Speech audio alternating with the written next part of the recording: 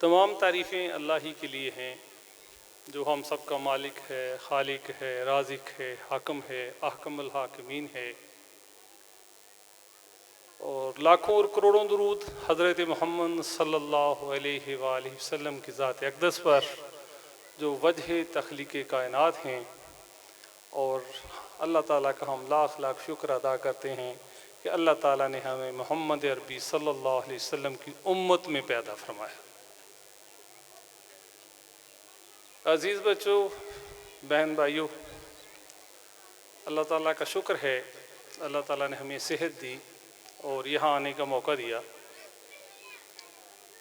مجھے یاد نہیں ہے کہ میں کب سے یہاں آ رہا ہوں، جب بھی یہاں آتا ہوں تو بڑی خوشی ہوتی ہے، بلکہ جو ہی مجھے اطلاع دی جاتی ہے، دعوت نامہ دیا جاتا ہے تو میں بھاگ کر آ جاتا ہوں، چونکہ یہ ایک محفل ہے، اور جس محفل میں اللہ اور اللہ کے رسول کا نام لیا جائے وہ بڑی بابرکت محفل ہوتی ہے۔ اس میں بیٹھنا بھی ثواب، اس میں جانا بھی ثواب، اس میں کوئی بات کرنا بھی ثواب۔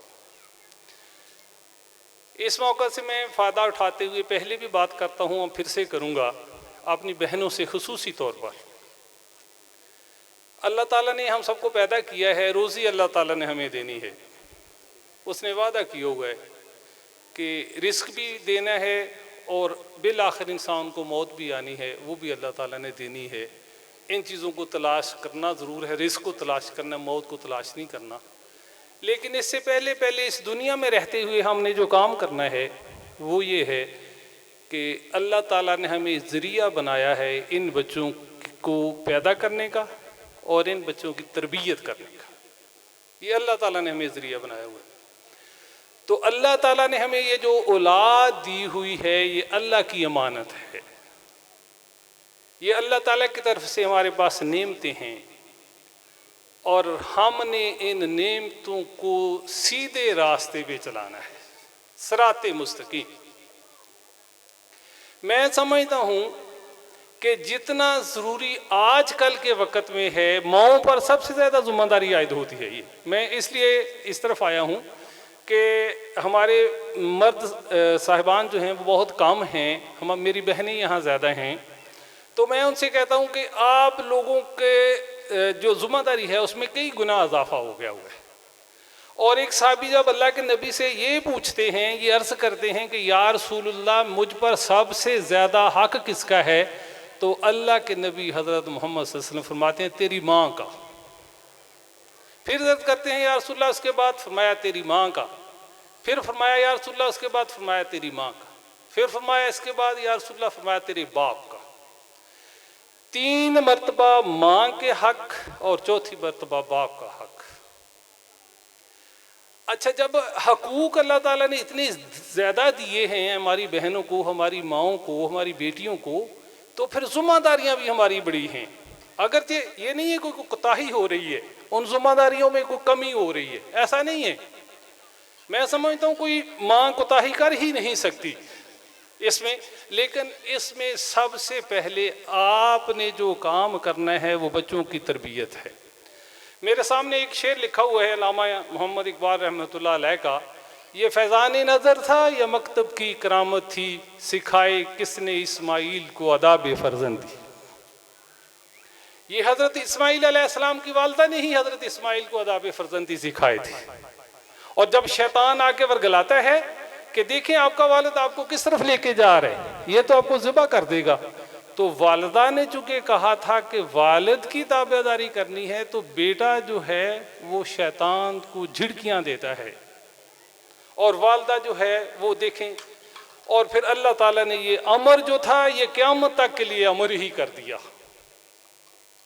تو اس میں سب سے پہلے آپ نے یہ کرنا ہے کہ آپ نے بچے کو جب سکول میں داخل کروانا ہے تو آپ نے یہ دیکھنا ہے کہ کس ادارے کا چناؤ کریں، کون سا ادارہ ہمارے بچے کی بہترین رہنمائی کر سکتا ہے، کون سا ادارہ ہے جس کے اساتذہ دین اسلام کے 100% اگر نہیں تو 50% کچھ باتیں وہاں ہوتی ہیں، نبی مکرم صلی اللہ علیہ وسلم کی حیات مبارکہ متعلق باتیں ہوتی ہیں، اللہ کا جو پاک کلام ہے، جو کتاب لا رائب ہے، اس کی تعلیم کہاں پہ ہوتی ہے۔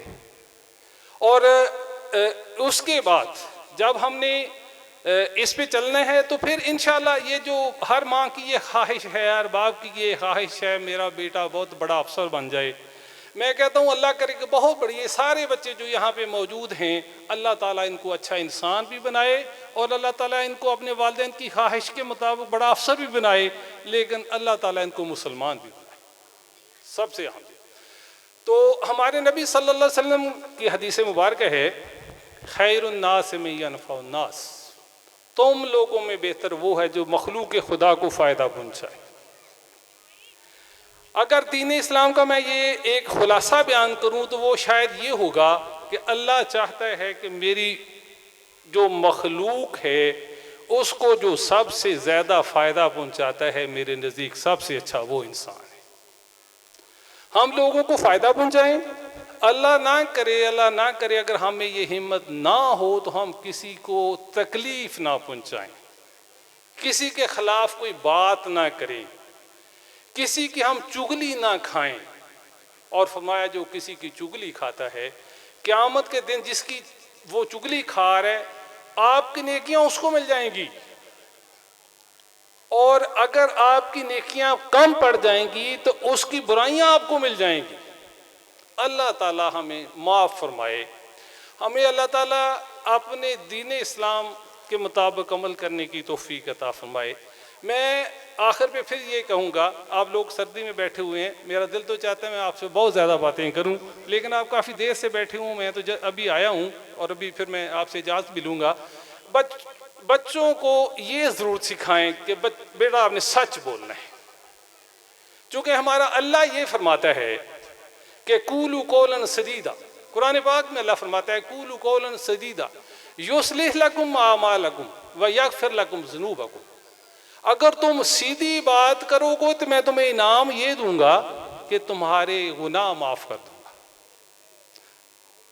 تو بچوں کو آپ لوگوں نے یہ سکھانا ہے کہ بیٹا سچی بات کرنی ہے۔ آپ نے یہ بہت دفعہ یہ واقعہ سنا ہوا ہے حضرت شیخ عبد القادر جیلانی رحمۃ اللہ علیہ کا، کہ والدہ نے تعلیم کے لیے جا رہے ہیں، بہت چھوٹی عمر بھی ہے، والدہ نے جاتے وقت کچھ پیسے دیے، میں چلو اشرفیوں یا دینار کا لفظ نہیں بولتا، کچھ پیسے دیے ہیں اور وہ سلائی کر دیے ہیں کرتے میں۔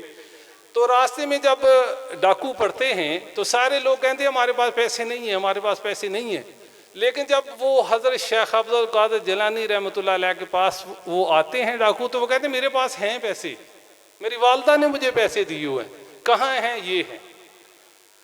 وہ اتنے متاثر ہوتے ہیں، اپنے سردار کے پاس لے کے جاتے ہیں ان کو اور کہتے ہیں باقی تو سارے لوگ کہہ رہے تھے ہمارے پاس پیسے نہیں ہیں، حالانکہ ان کے پاس پیسے تھے، اور یہ کہہ رہے میرے پاس پیسے ہیں۔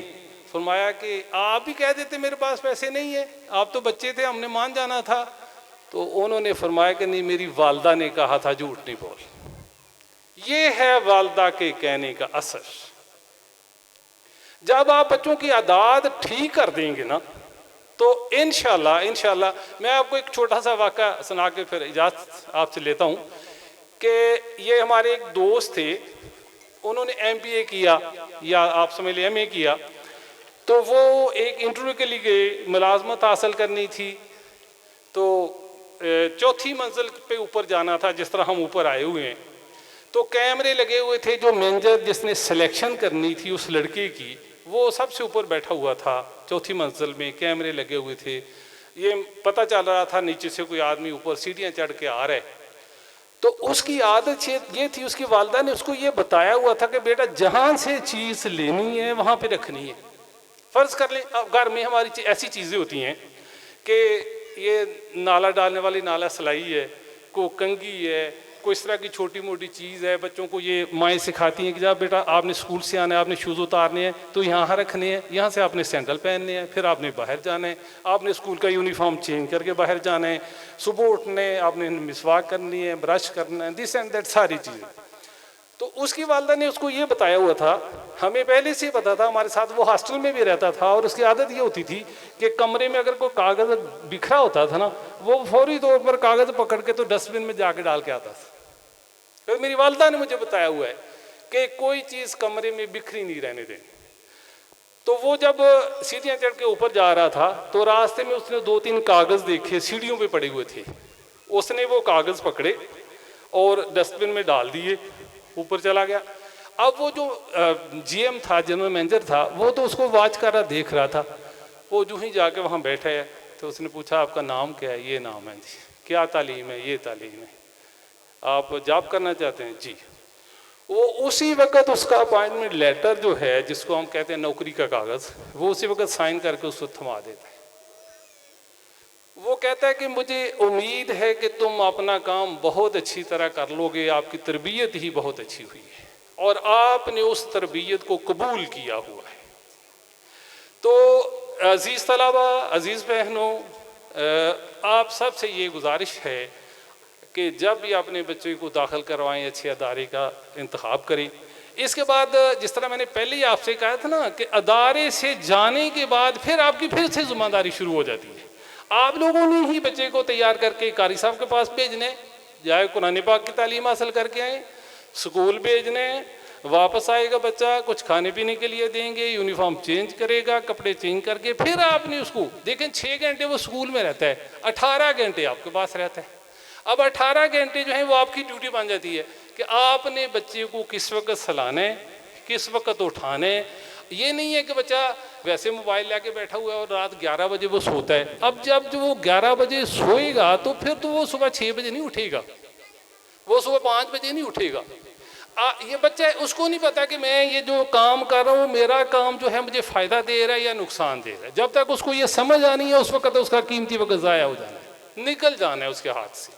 آپ لوگوں نے اس کے ٹائم کو قیمتی بنانا ہے، اور اگر ہم اس طرح کر لیں گے انشاءاللہ اللہ تعالیٰ کی ذات سب سے بڑی ذات ہے. نعوذ باللہ اللہ تعالیٰ کسی کے ساتھ زیادتی کرتا نہیں ہے. اللہ تعالیٰ فرماتا ہے لیس للانسان الا ما سعی، انسان کے لیے وہی کچھ ہے جس کی وہ کوشش کرتا ہے. جو بندہ کوشش کرتا ہے وہ پا لیتا ہے. فرض کر لیں صحیح تو اللہ تعالیٰ کی مدد آ جاتی ہے صحیح کام میں. اگر کوئی بندہ الٹے کام کی طرف چل پڑتا ہے نا تو اس کو بھی مدد مل جاتی ہے، وہ بھی اس میں کامیاب ہو جاتا ہے.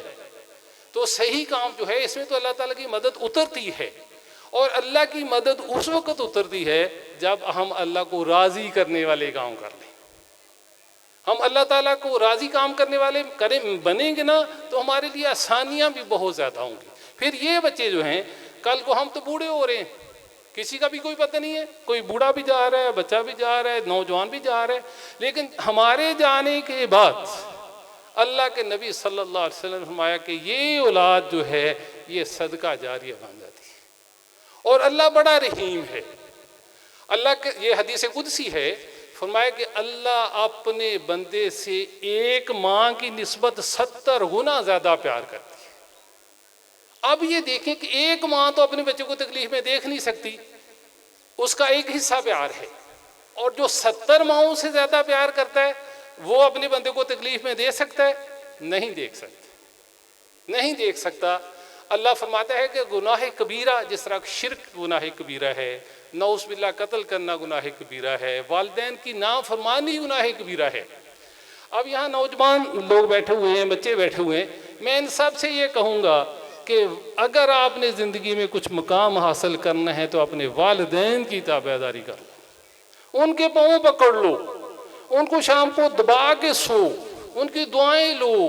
والدین کی دعائیں ایسی ہوتی ہیں جو عرش تک ان میں کوئی رکاوٹ ہی نہیں آتی، وہ سیدھی جاتی ہیں. اور نعوذ باللہ اللہ ہمیں معاف فرمائے، اگر والدین بد دعا دے دیں تو وہ بھی بڑی جلدی قبول ہوتی ہے. ہم نے اپنی زندگی میں یہ ہوتے ہوئے دیکھا. اللہ تعالیٰ ہم سب کو اچھا مسلمان بنائے. اللہ تعالیٰ ہمیں نبی مکرم صلی اللہ علیہ وسلم کی سیرت پر عمل کرنے کی توفیق عطا فرمائے. اللہ تعالیٰ ہمیں اپنا خاص بندہ بنا لے. اللہ تعالیٰ ان بچوں کو کامیابی دے. اللہ تعالیٰ ان کے والدین کی زندگی دے. اللہ تعالیٰ اس ادارے میں جس ادارے میں یہ بچے پڑھ رہے ہیں اللہ تعالیٰ اس ادارے کو دن دگنی رات چگنی ترقی عطا فرمائے. جب بھی آتے ہیں ہم دعا کر کے ہی جاتے ہیں. اللہ کا شکر ہے کہ ہم ترقی دیکھتے ہیں اور بڑی خوشی ہوتی ہے، دل باغ باغ ہو جاتا ہے کہ یہاں بچے جو ہیں یہ ننھے منھے پھول جو ہیں یہ یہاں پہ تعلیم حاصل کر رہے ہیں، اور یہ مستقبل ہے پاکستان کا. کل کو انہوں نے پاکستان کو سنبھالنا ہے انشاءاللہ. اللہ تعالیٰ ہم سب کی حفاظت فرمائے. اللہ تعالیٰ ہم سب کا حامی و ناصر ہو. السلام علیکم.